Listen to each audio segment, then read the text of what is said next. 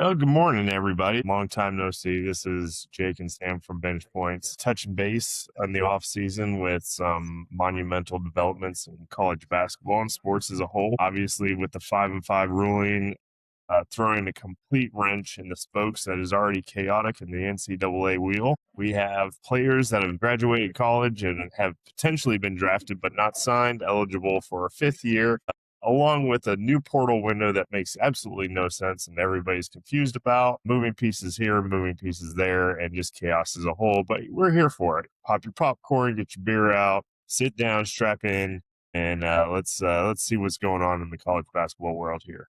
I mean, it's not just college basketball. Could you imagine being like Cade, whatever his name was, or the Clemson quarterback? Like, you hang around Clemson an extra year if that news comes out earlier, and you're getting like 5 million instead of signing a 4-year deal for like two. Right. You know, it's crazy. Like a lot of those quarterbacks, like Joey Aguilar being one of them too, like for Tennessee, could have made a pretty penny if this news comes out. Like in June or like before the draft, like in May or whenever NFL drafts in April. So if it comes out in March or whatever when they first started talking about it, hey, but instead the NCAA sat on their hands and now we've got this whole nasty weirdness. It's a mess. It's a mess. I mean, I'm wearing a Braden Smith Pacers jersey right now. Now, I know he's since shot down the rumors of potentially talking about coming back to college, but just imagine, going out and buying your brand new Pacers Braden Smith jersey to find out that he's coming back to Purdue or, God forbid, like Kentucky or Indiana or some shit like that. So just absolute chaos. Yeah, it makes no sense. And then like Zakai Ziegler is suing him now. He's amended his lawsuit and he's looking for lost earnings because I think it quoted said they misapplied the rule and cost him which they did cost him a significant chunk of change. So I think he's looking for $12 million in damages, like from the NCAA. Like it's outrageous. And I like for me, this ruling was a lot like I don't understand how then so they thought it was ever going to fly that, hey, everybody except for the year before you got a fifth year because of COVID. And then everybody starting the year after you entered college is going to get a fifth year with this new rule. But you that graduated in 2026, you just, Yeah, there's just FOL. You just come on. When you came up with that rule, use some common sense and say, okay, let's go forward. Let's just knock it out. Yeah, it doesn't make any sense. But and like 90% of the decisions made by the NCAA in the last 4 or 5 years haven't made a lick of sense anyway. So just put it on the pile. You know what? Let's add some more teams to the college basketball tournament. While we're at it, let's add like 6 or 7 more teams to college football playoffs, but give absolutely zero structure into how these teams are selected. Yeah, and then let's go ahead and preseason rank Notre Dame in the top 5 because that's what we do every year. So this is fantastic, just fantastic. And they've very clearly have a bone to pick with Tennessee. It is so obvious with the Darian Carter thing. Like you suspended him for 2 games for a flight that he paid back before anybody told him he had to his agent that paid for him to fly out to the NFL thing when he was still in the NFL draft. And as soon as he pulled himself out due to injury, he paid it back. But we're going to suspend him 2 games for less than $500 plane ticket. It doesn't make any sense, dude. It doesn't make any sense. It's crazy. Like the shit that they've allowed to slide and what they slap people on the wrist for and all that stuff, like should be death sentences for some programs, but other programs it's just like, hey, guess what? Pat on the back or slap on the wrist or whatever the hell it is. But for Tennessee, it's like, hey, sit down for 2 games. Even though, I mean, with all the bananas ass rules that are going on in college sports right now, that's what we're going to get hung up on. Okay. Yeah. LSU is going to be fielding a team of G leaguers and second round draft picks. Meanwhile, we're gonna lay this guy down for 2 games because he took a flight. Was it the judge in Colorado that just like was like, all right, I'm tired of hearing about these lawsuits. Everybody, like, which is like funny that they probably did it that way. But as soon as that came out, I said the worst part of this is that it makes Will Wade look smart. Yeah, it does. And that dude's the scum of the earth. LSU is the scum of the earth. Like, I'm sorry. It's just like your football program, your basketball program, your baseball program. I can't get behind anything LSU is doing right now. And I hate that because they were fun to root for a handful of years ago, and they were kind of scrappy a little bit on basketball and you kind of got interested in them. And now it's just like, yeah, you guys are just poisoning the well. Yeah, and the worst part about LSU is I love their colors. I love all their traditions they have around that Yeah, stadium and all that. And like the Shaq statue, if you've not seen it, is really cool. And not.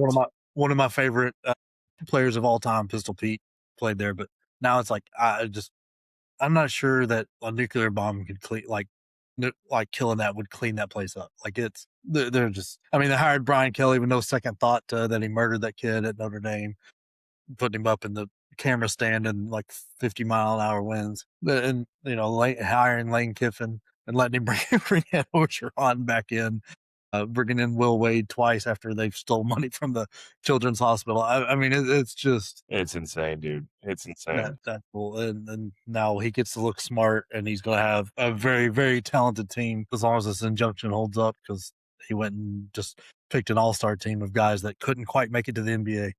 Right. And brought in some decent transfers, like because I think before this he had 4 guys on the roster, like Yeah. legitimately eligible to play. So that just sucks. And this there's just I don't know. Like I don't know what if you're in the NCAA rule making office, like you're kind of really screwed no matter which way you go on everything. Like because every issue that you like any ruling you decide is going to make somebody mad, and they're going to Right. sue, and then whatever judge that graduated from the local university is going to go, we'll figure that out after the season, so this kid gets to play. Like it's craziness, and I feel like there's no way the NCAA can win because they absolutely screwed themselves by getting way behind the 8 ball on NIL, and then way behind the 8 ball on this by just like turning a blind eye and hoping it would win away. Like Yeah. as soon as they allowed the extra year for COVID, they should have just went, okay, we're just changing the rule right then. Everybody's got 5. Like, It's like they dropped a bomb and then tried to whistle past the graveyard. Meanwhile, everybody's kind of like, yeah, no, the ghosts and goblins are there, but it doesn't matter if you're not seeing them or pretending like they don't exist. They're coming after you, and then here we are. You got lawsuits coming out like crazy. You got Zakai Ziegler, who, I mean, like, go to Brooks Barnheiser, go to Zakai Ziegler, go to a lot of these guys that were denied an extra year of eligibility. Oscar Clough, like his is a little bit more convoluted, but I mean, it's still like these guys are just getting denied chances to play. Meanwhile, like Braden Smith, Fletcher Lawyer, yeah, come on back, Richie Saunders, what are you doing? It just it like it doesn't feel applied fairly, especially in retrospect. But again, every decision that the NCAA has made in the last like 3 or 4 years have like just been like these half-assed, like throw spaghetti on the wall, see what sticks kind of things. And like, from a product standpoint, I mean, it's still good basketball, but it's just absolutely chaos because you don't know, like, you can't build teams anymore. You have to buy and like the old school coaches, like, and I've brought this up a million times, but you're like your Izzos, your painters, and all that stuff. They're going to become dinosaurs and relics of the past because if you're not spending 10 to 12 to $15 million on a roster and constantly watching a portal that might change every 2 or 3 weeks, you're falling behind, and is player it because development going by the wayside and education's going by the wayside. Like none of it makes any sense. The whole college experience is effectively getting shattered by like a transactional situation, which is great for the players, don't get me wrong, but to me it's just bad for basketball. Yeah, I mean, is it because they don't have a union that we don't get to know what the contracts are? Because like that would, I think, go a long way into helping this whole thing out if you made the actual contracts. Because it's so cloak and dagger with how much these guys are getting paid and where they're getting paid and how it's working, like and all that. Because like not even the salary cap, but like I think it's always fun to see those stats. Like I think last year's Sweet 16, you had to spend at least like almost everybody spent $12 million, basically got you into the Sweet 16. Like it's crazy from that standpoint of how that's working. But I mean, to be fair, when they went to the one and done rule, which really wasn't their fault, it was kind of the NBA's fault that doing that. That's when the education part of this college basketball died. Well, I mean, especially for a lot of programs, like in like your Kentucky's, your Kansas's. Unfortunately, your Duke's. Duke used to be like a prestigious school that you had to be incredibly intelligent to get into. And not knocking Zion Williams, but he doesn't strike me as the beacon of overwhelming intelligence.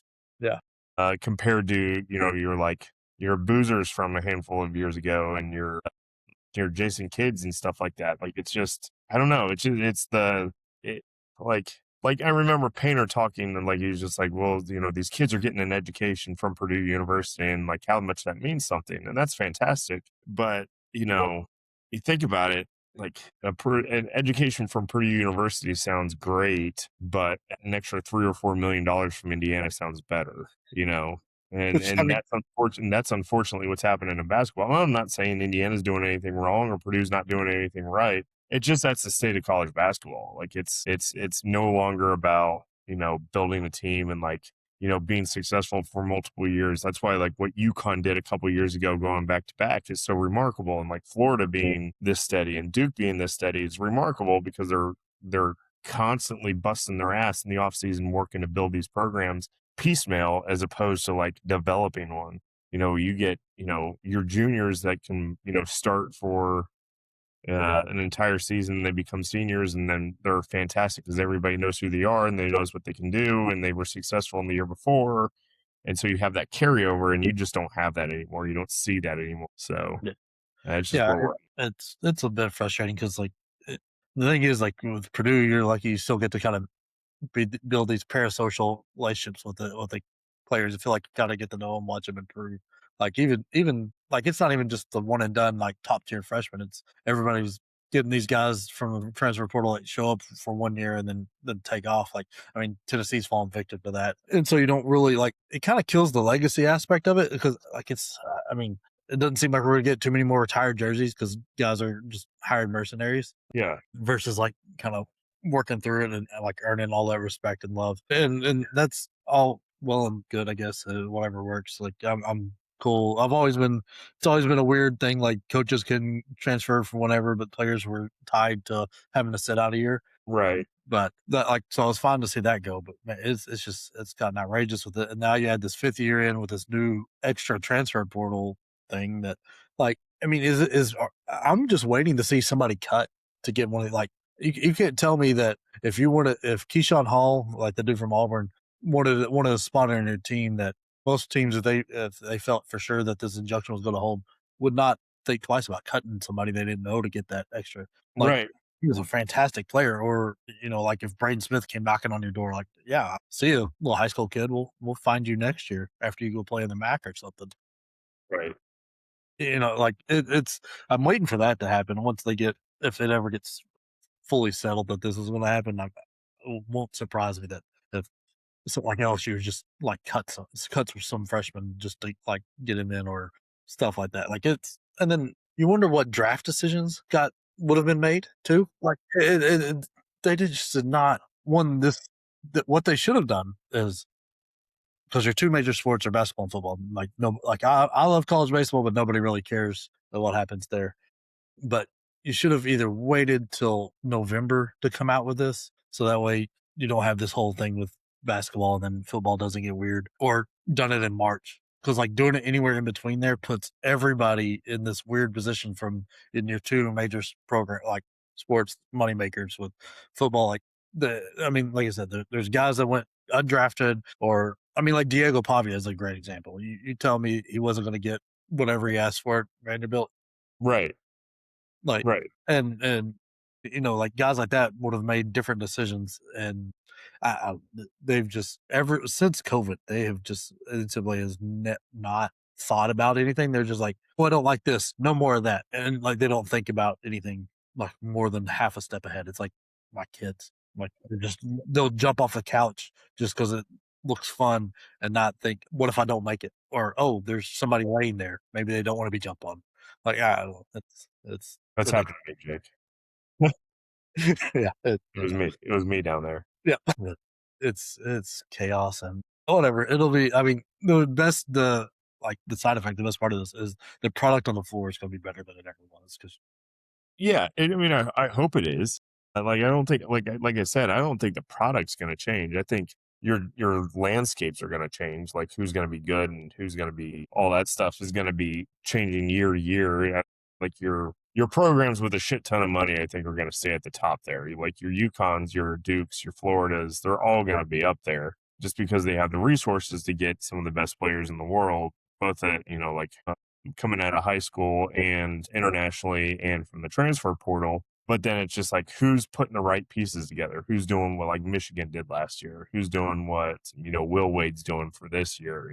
Like who's finding these guys? Who's talking them into coming? Who's spending the right money on the right people? More so than like who's actually developed the right amount of talent. Yeah, and me and Brad talked about this last time we were on here, and I don't think you were there. It's interesting what that kind of stuff is forcing, because you had the Spears kid reclassify, who's now going to have to play. He doesn't have to play 2 years at Texas, but he's got to play 2 years in college.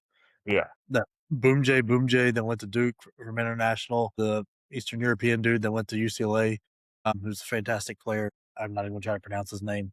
Those guys are going to have to play 2 years, and so I think like your product is going. Some of these terrible decisions NCAA has made is we're going to accidentally end up with an incredible product on the floor, and it's going to be spread out because the more international guys that come, because now they can make a lot more money and play in what's better competition here, and like have a better shot at the NBA. They're going to start pouring over here. You're going to get them for a couple of years, which is going to be fun. Like that Boom J guy, like watching him play is just unreal. But it's going to be interesting because I wonder if it's going to waterfall down to like schools in like the SWAC. Like, are they going to end up with a decent squad somewhere somehow?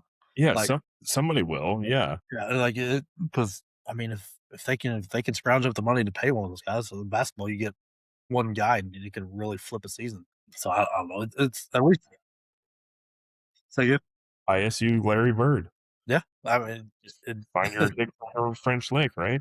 yeah. Well, that, and then they had the white Kareem Olajuwon dude there for a minute too. Yeah, that's He, a stretch comparison. well, it's the next time they were relevant basketball wise. Exactly. And then him and the coach went to St. Louis. But yeah, so it's interesting. I don't know. It's going to be a fun transfer portal period here because it's just going to be insane. And like, it's going to depend on like Tennessee signing the kid and the Washington from Vandy. Feels a great role for us because the dude from VCU, the big guy, got hurt. So, and I'm not sure when he's coming back. So added us some height, more rim protection, and a guy that doesn't need the ball to score, which is Tennessee's going to need a few of those with the transfer portal they've run in. But it's going to be fun. It's going to be a fun year of basketball, and the games that are already lined up. Look, Tennessee and Duke are playing again at Cameron for a preseason game. Like it, and then Duke's going to Kansas. Like we just need to start the season earlier if we're going to get these kind of matchups for exhibitions. Like why not just have them count? Like, Yeah, I was actually the guy that's Braylon Mullins' uncle that I used to work with. He just left us today, which is like I don't know where I'm going to get my Braylon Mullins news now. But we were talking about the Purdue UConn exhibition. Now I think like pretty well stated on my stock I put into these exhibition games. I think they're more interesting and more like rotational experiments than anything else. But I've never seen any one individual more excited for a matchup in my entire life. And I'm like, yeah, no, I'm not going to get up for these damn things. But it's still like cool to see, UConn, Tennessee, or not UConn, Purdue, Duke, Tennessee, like things like that. Those are fantastic. yeah, well, they're money makers. Yeah. What was it when the wildfires were in Hawaii? Like Tennessee and Michigan State played one of those and sent the money like to raise for Hawaii, and that's when everybody found out about Dalton Connect. Like, oh, this guy's a player. Like like they're useful stuff for teams that don't like this year's Purdue one I would pay a lot of attention to because it's a brand new team, really. So like it's going to be ones like where's the offense coming from, who's scoring, kind of thing. You want to kind of figure that out. And like UConn too. So I think that's going to be a fantastic one to watch because, like, Mullins is a scorer, but like, is he going to be the lead guy? Or are we like what's Kaminya going to do out there? It's going to be that there's a lot of big question marks on those two teams that'll be fun to watch. Tennessee's the same way, like who's going to shoot the ball, who's going to bring it up, and Duke I think is pretty well settled. So it's just just a fun one, like returning the favor. But yeah, I wish these exhibitions and they need to at least all be televised because you can't. Yeah. I think they will. You can't throw Duke at Allen Fieldhouse and not like not put that on TV. It'd be idiotic. Those you make a lot of money for like kind of clear some of those NIL checks while selling those tickets. No, and you brought up UConn and Tennessee, and just kind of like just a college basketball slate as it is. I was kind of thinking like, there's a lot of questions around some of our favorite teams that we like to talk about. I think less so with UConn and Tennessee than Purdue for sure. I think Purdue is going to have a very interesting year. As a Purdue fan, it's kind of nice because I'm going to be watching with tempered expectations. Like I'm not going to be, like Purdue should be blowing these teams out and not winning by like 7 or 8, or getting shellacked by, your Nebraskas or your Indianas or anything like that. I think they're going to have like a tournament quality year, but I don't expect and I don't anticipate much else. So anything beyond that is going to be gravy. Let's talk about some teams that we have some high expectations for. Just kind of looking just at the landscape right now. Who do you got in your top 5? I've got a pretty set top 5 right now, and it actually changed a little bit with the Merck injury from Illinois. But I just kind of want to get your take on who you got in the top 5 right now. Yeah, so top 2, I don't think there's going to be much question on it. I'll go Florida, Duke. Florida, just all the experience to bring it back. I mean, that front court was incredible. Maybe there's a little less spotlight, a little less pressure. Maybe since they're not coming off a championship win. And I mean, you get Boogie Flan back and Urban, whatever his last name is. And then especially if Aberdeen is now getting to play, like that was one of their missing pieces from that championship team. They just had no guard scoring. And so I think with him added back, which that's just a wild story that he can bounce back and forth between the schools. I think they're number one. Again, as long as he doesn't take a flight that he reimburses, Yeah, no, let's not do that. But then we got like Duke is just overwhelmingly talented. They're a little older than what like most of these Duke teams have been. Like bringing back Foster and why am I blanking on the big guy's name? The Gumba, the Blackwell's been around, and then you got brought in dude from Belmont, and Cameron Williams is a freaking player, and Boom J is incredible, and what's getting lost in that is Darren Ripley is a fantastic player. And that was a massive signing when he signed. So I think like those two teams are just so talented and so well coached and so experienced that I think there's a big gap between them and the next one. I go Michigan State 3. I like the makeup of this team. We liked him a lot before the Glenn injury last year. Now we're going to get him. Team seem to be playing better. You still have probably the best point guard in college, like pure point guard with Fears, coached by an incredible coach, and Michigan it's set up for them to be really good.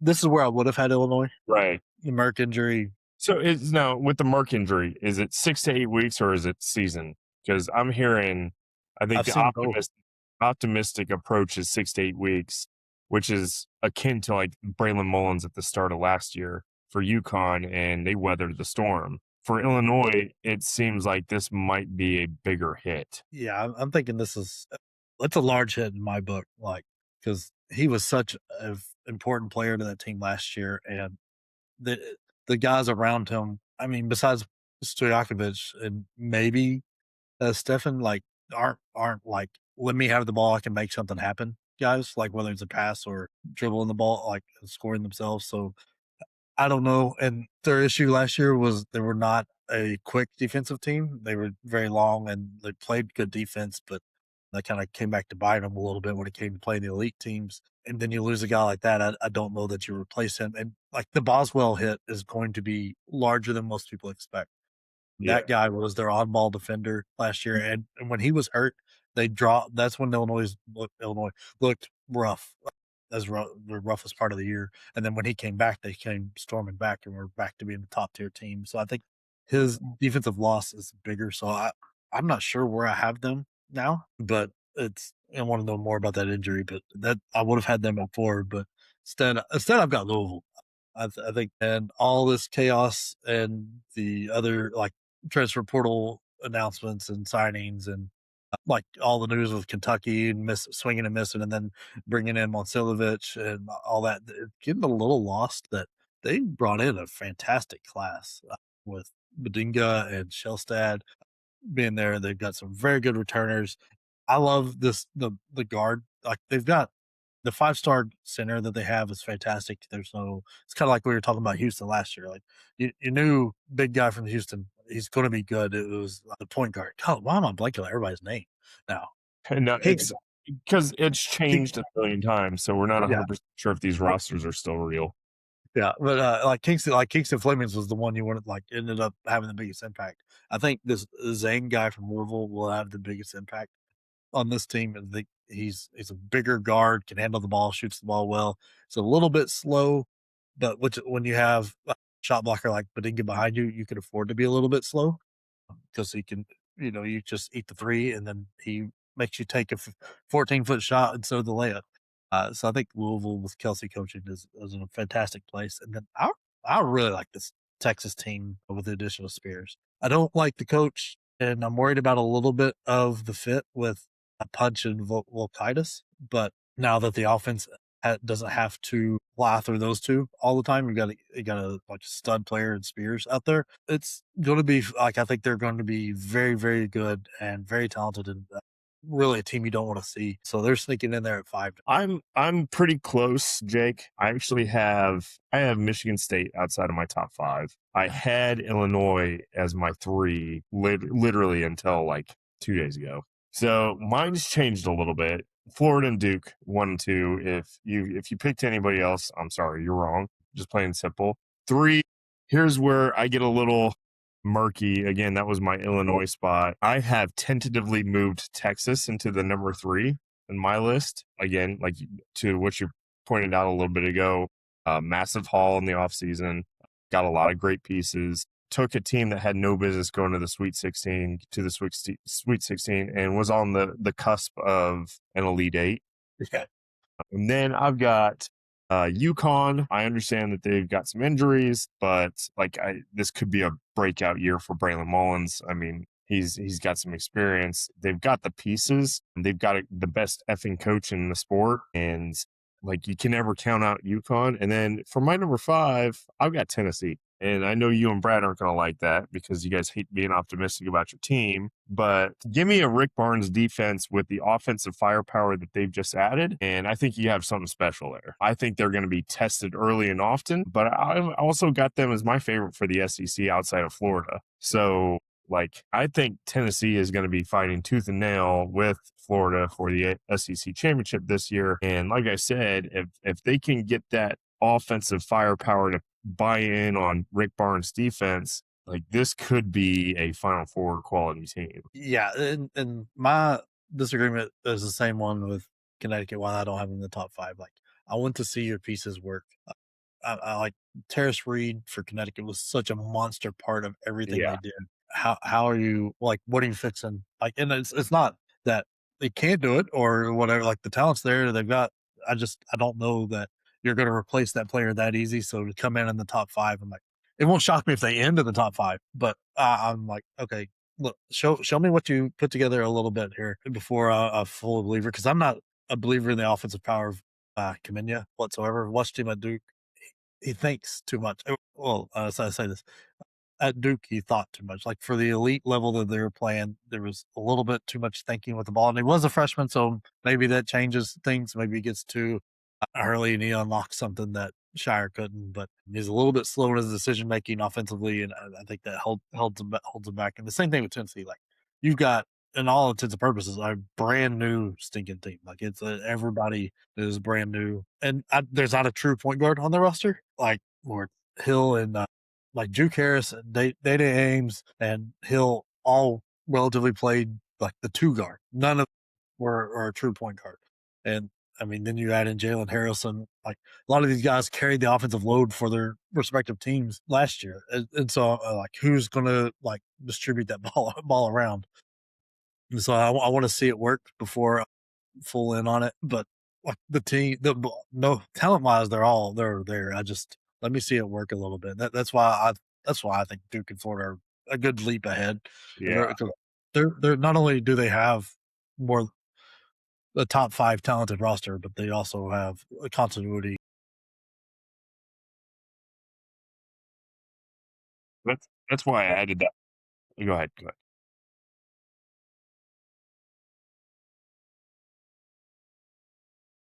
A little bit of offense out of Boogie Fland and Xavier Lee. They would have been like shoe in for Final Four, but they're going to run it back with that same group of 3 forwards. So like everybody else figure it out. And that's why I added that little addendum about Tennessee. I think they will be tested early and often.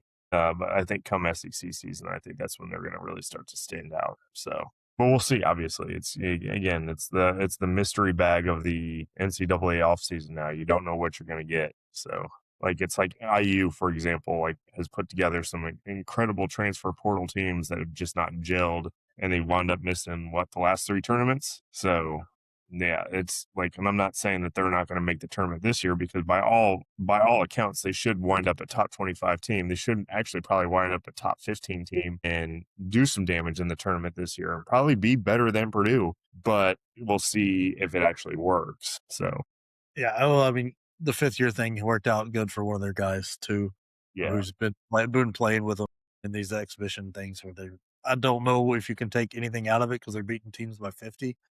And like, because those international competitions aren't always great, so who knows what to make of it. But it's better to have those wins by 50 and you can than having a close game out there, because then you right. start questions. But what surprised me when I was looking through this was how high people are on Houston.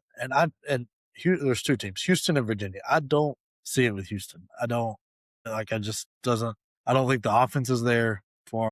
Like I know they've got some really good freshmen, but I don't know. It looks like a lot of the same as last year, with less talented point guard play with Jason Flemings to pull them out of the fire often.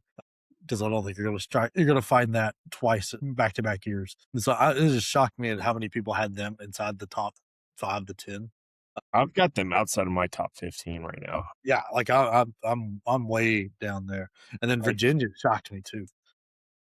Virginia, I give a little bit more credit. I've actually got them just outside the top 10 because I don't know how strong the ACC is going to be this year. I think North Yeah, Carolina is going to be up there, and obviously Duke is going to be up there. And Louisville I'm is not sure. I'm not sold on North Carolina at all.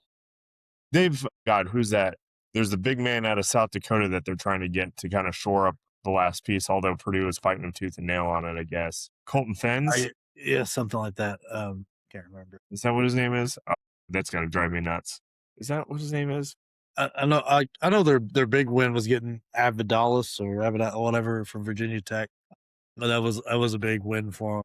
But I just, you've got a coach that hasn't coached in college basketball in nearly 20 years, and even that he's never been a head coach in college basketball.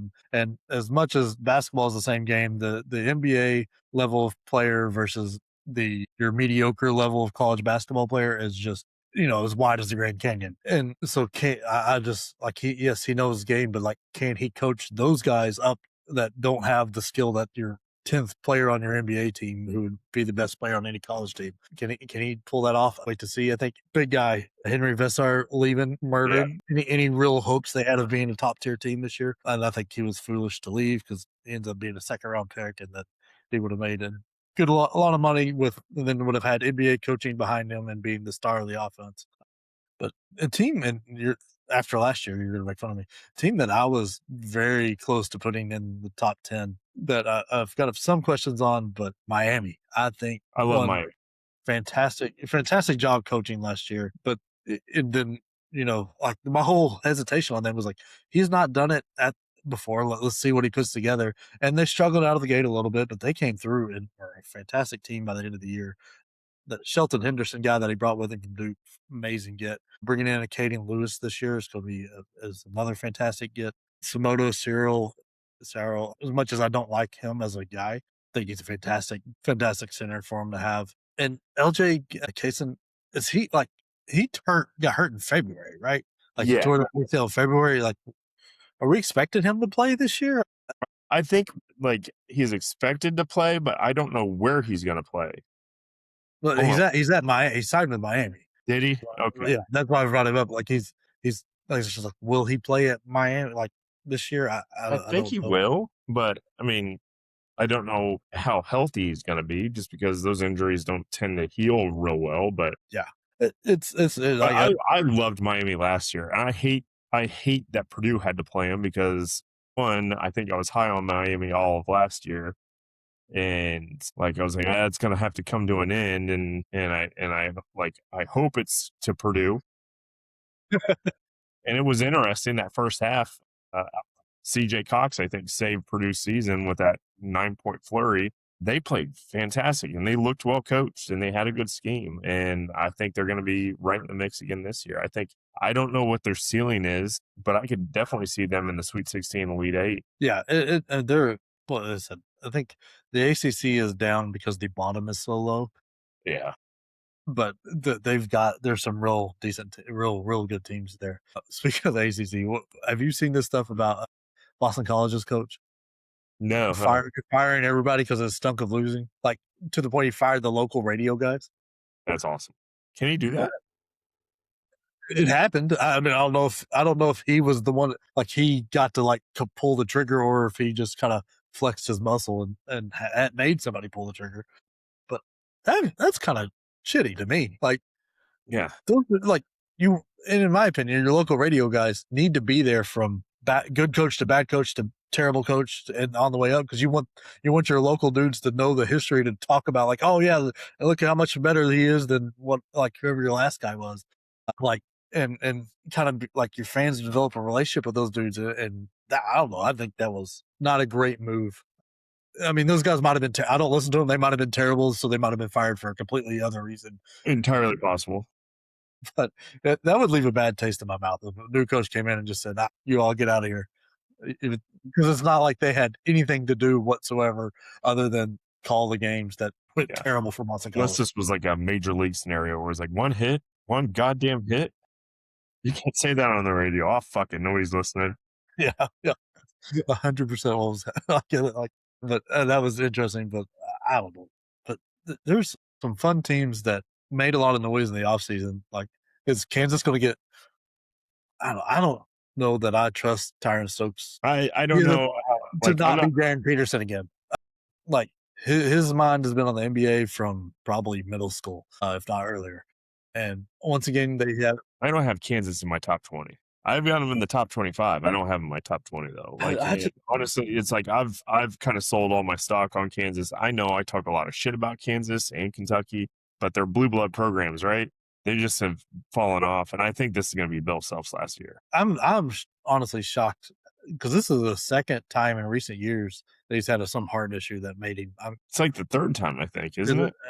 Yeah, I know that he didn't coach in the Big 12 tournament a few years ago for a similar reason now. But it's one of those that just I don't want to tell a guy to quit his job, but man, like this is not like a easy coast stress free job. Right. And then on top of that, you're saying your whole livelihood is, and maybe your life with him is on an 18-year-old kid, really, because the team he has is Stokes, and then a big gap to the next player of value. I mean, none of those. I like Blyden Jr. I think he's very good, but I wasn't a huge fan of Keanu Dawes and Taylor Kinney. But I mean, who knows what ends up happening? I mean, Stokes is a fantastic player, but he could, to me, be blaming creatine. Like a few months ago, he could be pulling that number off. Very possible. I mean, I don't know the kid. He could be it could be completely different. It's just the vibe I get out of him and his camp could be very similar to that. And another one that people loved that I don't totally get is Gonzaga. Now this changes if they bring Dent in and like they get a top tier guard. Very, very well, very much changes. Yeah. But right now, I don't see it. Like Huff is good, but he's never been able to do it by himself. So I'm very curious there. Davis Fogel was not that great to me last year. Maybe he takes a leap. In the same way with Isaiah Harwell, he couldn't figure it out at Houston. So maybe the open offense helps him, but I'm not a big fan of this Gonzaga team whatsoever. And I talk a lot of crap about Gonzaga, but I don't feel like this is one of the years that people are going to challenge me too much on. And then what's your opinion on St. John's? I'm curious. No, I'm thinking I'm with you on Gonzaga. With Super Mario out, that's a big hit. And then obviously there was potential for Dent, and I think that would be an enormous change for Gonzaga, but that's a big if right now. So we'll see what happens there. I know that they've got Purdue I think game 1 on the out in Vegas. season out in Vegas, which I really, really wanted to try to get tickets for that. But I've been to Vegas like 5 times in the last 5 years, and I'm Vegased out. So, but really curious to see what happens there. I do have them in my top 25. I've actually got them around like the 22, 23 mark, and I've got That's fair. Purdue right behind them. Like I was seeing Gonzaga in the top, inside the top 15, and that I was like, no, no, no, no. No, there's But no way. another one that No way. I'm very curious on what your take is, but St. John's, I don't know what to make of this team. I do think the Yesufu signing changed things quite a bit. It gave them a go-to guy, but I don't know. I think, and last year kind of showed this to me a little bit too. Maybe I'm a little late. Like Patino's style may not be the style to do anymore. Like it may not work as much because the game has gotten so like athletic on everybody's team and stuff. Like pressing them through is not a great way to have a full season, because I mean it, especially if you're going to put a team together over the portal, like have a 1-year squad, like it takes a minute to get that defensive rotations down and stuff, and it almost tanked their whole year the first month or so of the season. I mean, getting waxed by Kentucky and just drilled by everybody they played. And I mean, then they came on strong at the end, but I don't know that you've got the same players or that you can pull all that off with this year. I know that Babacar Sane is very good. Tesavu is great. Ian Jackson, like they've got some talent on this team. Ruben Prey showed up big towards the end of last year, but I don't know that it works as well as it used to. Yeah, I'm on the fence on St. John's as well. I've got them right around the 15 mark. I don't have them any higher than that. I'm reluctant to put them lower because it's a Pitino coach team. So like it's one of those things where I wouldn't be surprised if after week 6 they're outside of the top 20, and I also wouldn't be surprised if they're inside the top 10. It's kind of one of those like yo-yos. Like it's going to go one direction or the other. I'm not going to be surprised for either one of them. Yeah. Yeah, I don't know. It's going to make for an interesting year because outside of Duke and Florida, there's not a ton of teams that seem to bring it, like of your main teams, bringing a ton back. I mean, like of your Final Four last year, Connecticut probably brought the most back, right? Right. Because Michigan pretty much is a brand new team. Well, no, Illinois did, and then so it's just one of those. Say Illinois, with the exception of Merck being potentially out, but obviously UConn's got some injuries. I think it was Solo's going to be out for the whole year, right? Is that who's out for the year? That's my understanding. Who's out for the year for UConn? I'm pretty sure it's solo ball. Yeah, I'm pretty sure it's solo ball. I just want to make sure because I, for some reason, in my head, get him and Silas mixed up all the time. Yeah, he's out for the year. And like Arizona is a completely new team, so I don't know. There's going to be a lot of questions that get answered in that first few weeks that we get to figure out that we had the wrong answer come March. Yeah, no, I think that's going to be what's exciting. I think it's going to make the first month of the year very interesting. Man, good Lord. And then we get, well, you know what? We got to figure out how to run the summer next time, because it seems like we're not going to have baseball next summer with the way things are going. Yeah. So it's like just the Dodgers are ruining everything. Yeah, and I think the league wanted that to happen. Honest to God, I think that's why they. I mean, I don't understand the financials of it that much, but the time that they went bankrupt and got and the divorce was happening with the owners, and they got the way they count their TV revenue is completely different. So they're getting to keep all their TV revenue, and which is huge when you're in the LA market, and then you can defer nearly $1 billion in salary and not pay these guys anything. It's just crazy. So I think the owners kind of were like, because if you look at what they got in return for Scooball, it was nothing, or what they gave up for Scooball was nothing. And so it looks to me that they were like, and every other team, baseball was offering. Yeah, that's the thing. So every other team in baseball offering everybody. Yeah, it's interesting, but it just sucks that the Dodgers the Snell's coming back now, and it's just, and I know Boston just went out there and swept them, so maybe it's all wrong and Boston will win it all. But Scooball lost his first game, got drilled by the Cubs, so maybe it's all. But it's hard to imagine in a playoff series that you go through that pitching staff, and then not let alone the offense with whether Otani's pitching or not. just be absolutely murderous the Right. whole time, and then you have to sit there and watch Freddie Freeman do it. That kills me. But I mean, like all their trades really, they haven't given much up for when they've they didn't give much up for Otani walked. They didn't give much up for Glass now. They didn't, I think, or Betts, and then they got the other owners were cheap, and so they signed Freeman and all that. Like it's just one of those. I don't know. Don't get it. Why is this happening all of a sudden? My screen's frozen, so I'm not sure if Jake can hear this or if this is actually recording, but he's got this face. It's like this conundrum face, like, yeah, we lost Jake. Well, we've lost everybody. So the coach has already given us the side eye. So it's time for us to wrap it up.